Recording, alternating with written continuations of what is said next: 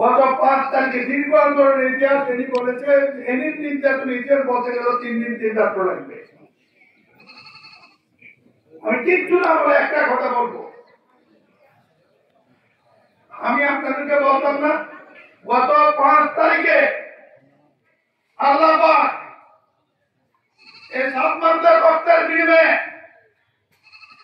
আওয়ামী লীগকে আল্লাহ পাক শিক্ষা দিয়ে দিয়েছে, ঠিক কিনা? মুসলমানরা মারা গেলে তাদের নামে আর আমল নামায় ন্যাক আমল বদ আমল কিছু যুক্ত হয়, ঠিক তো? দাফন করার পর অপেক্ষা করতে হয় শেষ বিচারের জন্য কিয়ামত পর্যন্ত। আওয়ামী লীগ বিজয় হয়েছে, আল্লাহ করেছেন, ছাত্র সমাজকে অভিনন্দন, এই হারিয়ে দেশ উদ্ধার করেছেন। কিন্তু 5 তারিখ 4টার পরও আমল নামা খারাপ কাজ ভালো কাজ দুটো হচ্ছে তো, এই খারাপ কাজ কার নামে যাবে? বিএনপি ক্ষমতা নাই, মনে করতে হবে রাজনীতি বাক খারাপ যা সেদিন তার ছবি দেখেছেন টেলিভিশনে, এইটাকে চাই আমাদের নেত্রী যাকে হাতে জেলে নিয়েছিল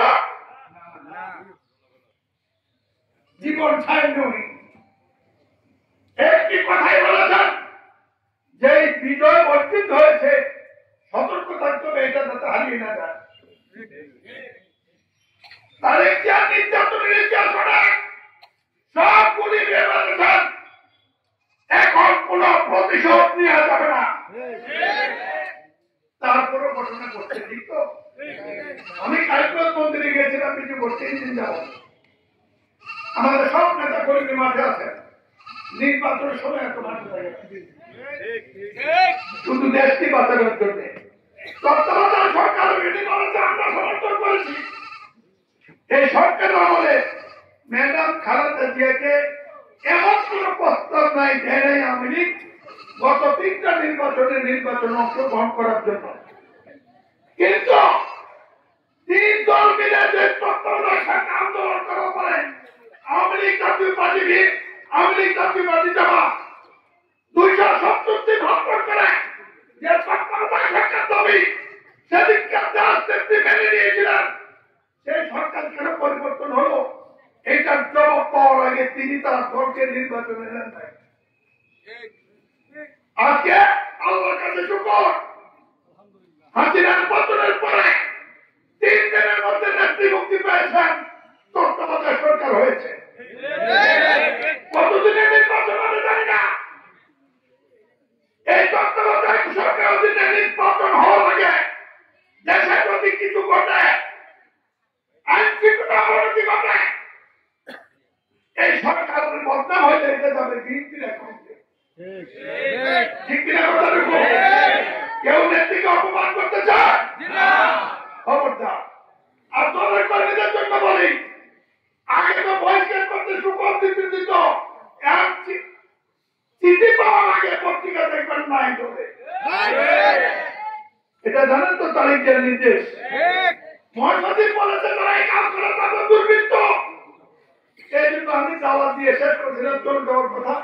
আজকে সালমানের জন্য এখানে সালমান আমার এলাকার ইজ্জত, আমাদের এখানে আমাদের এই মাটিতে অন্তত একজনকে পেয়েছি যে রাজপথে জীবন দিয়েছে, তার জন্য দোয়া করবেন। তার মার সাথে কথা হয়েছে, তার বাবার সাথে কথা হয়েছে, দোয়া করি। একটি কথা মনে রাখবেন, এবার যদি আমরা কিছু করতে না পারি, একটি শান্তিপূর্ণ নির্বাচনের মাধ্যমে বিএনপিকে ক্ষমতা নিতে না পারি, এই দেশ বাঁচানো কঠিন হবে। মন্ত্রী হবে বড় কথা নয়, অন্য বছরে নির্বাচন করে নেই, যে সময় দেশের জন্য কিছু করতে পারতাম তখনই সুযোগ পাইলে আমাদের সে সুযোগ দেয় নাই। জাতির সাথে যে সুযোগ এসেছে, একটি মাত্র কাজ এলাকাকে শান্ত রাখা, নেতৃত্ব নির্দেশ পালন করা। যদি আমরা ভুল কিছু করি, ছাত্ররা রক্ত দিয়ে যে মুক্তি করেছে, সেই মুক্তি যদি নষ্ট হয়ে যায়, আমি একটা কথা সবসময় বলতাম, এটা বলে শেষ করবো, মনে আছে?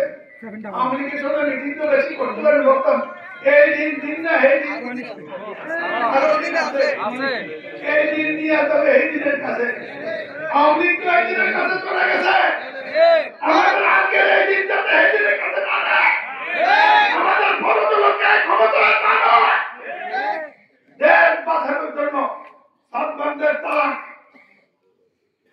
ঐতিহ্য ধরে রাখার জন্য আমরা যেন শান্তি রক্ষা করি তাতেই সৎমানের রাস্তা শান্তি পাবে আমি এদিকে অনুরোধ করবো বাইরে নেই বিএনপির প্রভাবশালী নেতা নির্যাতিত নেতা তোমার নামে কোনো ওয়ারেন্ট লাগে না ঘটনা একটা গেলে হইলে দিন রাখতে দিয়ে তোমার অ্যারেস্ট করে কোনো ঘটনা লাগে না একটা কিছু হলে অ্যারেস্ট করে আর এদিন মধ্যে তোমার ধ্যান কাটলে আমি রাজনীতি করতাম কিনা আল্লাহ জানে তুমি ভাই আরো জান জানো আমার অসুবিধা নাই তবে আমি তোমার বলে দিতে চাই এই সকল শহীদদেরকে একত্র করে তাদের পরিবারের সাথে আমার নেত্রী খালেদাকে দেখা করে দিলাম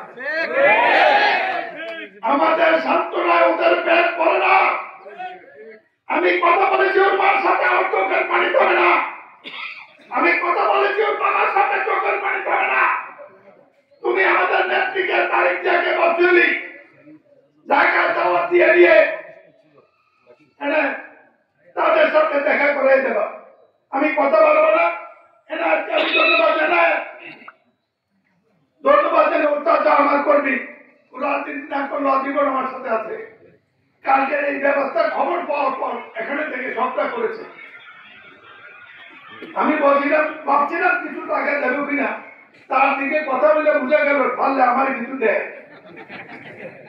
যদি ইচ্ছা থাকে কইও না এটা তোমার খরচ করে সুন্দর অনুষ্ঠান করছো সেই জন্য আমাদের দলের তরফ থেকে সবার তরফ থেকে তোমাকে ধন্যবাদ দলীয় নেতৃবৃন্দ অল্প সময় ভালো কাজ করেছে এই চৌহারা ইউনিয়নের বেশি এই কাজে চলবে না ধন্যবাদ দিলাম আগামী নির্দেশ পর্যন্ত একটি অভিযোগ যদি চৌহারা থেকে শুনি বর্তমান কমিটি কিনে বসে